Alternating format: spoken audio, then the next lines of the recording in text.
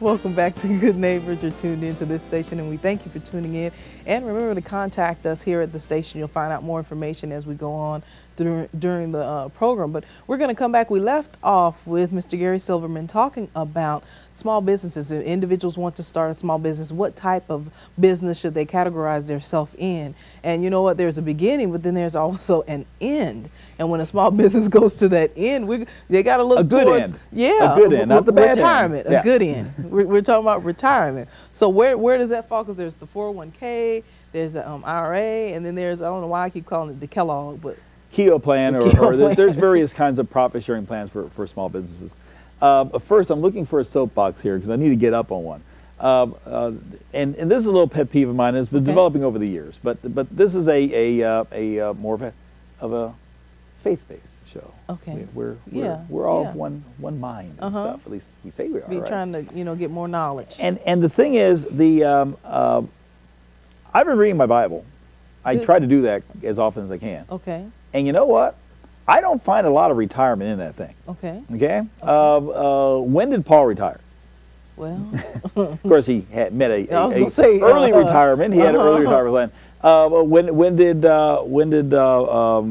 Joshua retire? When did Israel retire? When did Elijah retire? These people didn't retire. They kept on working. And so, while I understand that because of our longer lifespan nowadays, that we could easily hit a time where we can no longer earn a living because nobody will give us a job, and we still have life left. So you need to prepare for that time.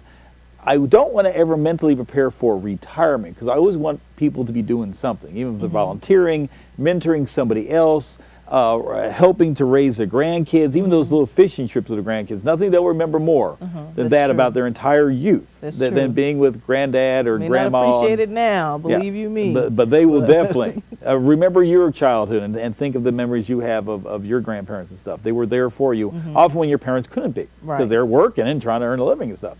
So, so I don't like the idea of retirement from the standpoint of I'm going to stop doing stuff, just sit back and watch sports or play golf all day.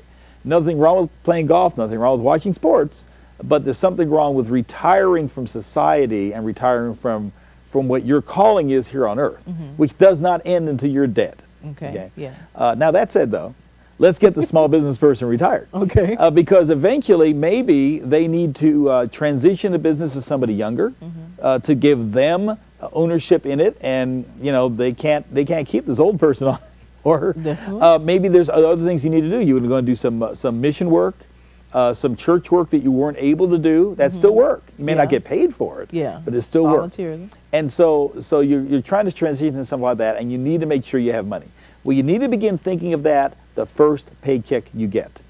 And if you're a small business, as soon as you're actually making a profit, and it may take a while before you make a profit in a small business, but as soon as you first make a profit, some of that profit needs to go to your retirement. And let me tell you, it's kind of like the old saying, the cobbler's children have no shoes.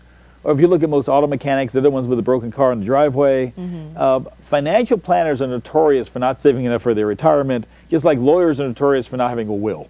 Okay, sometimes it's easy to forget these things. And I say from my experience, the first time you get a profit, you need to start socking some money away for retirement. There's many different places to put it. Initially, just using the normal stuff that people do, whether it's a traditional IRA or a Roth IRA, is usually the easiest, the cheapest, and will accomplish everything you wanted to do. But once you get past needing to save more than about $4,000 or $5,000, or with a family more than $8,000 or $10,000 a year, when you need to save more than that to make the retirement work, and this is very common in small businesses, then you need to look at other plans. Now, why is it so common in small businesses? Because small businesses often don't make much of a profit during the early years, and you got to kind of sock extra away in the later years.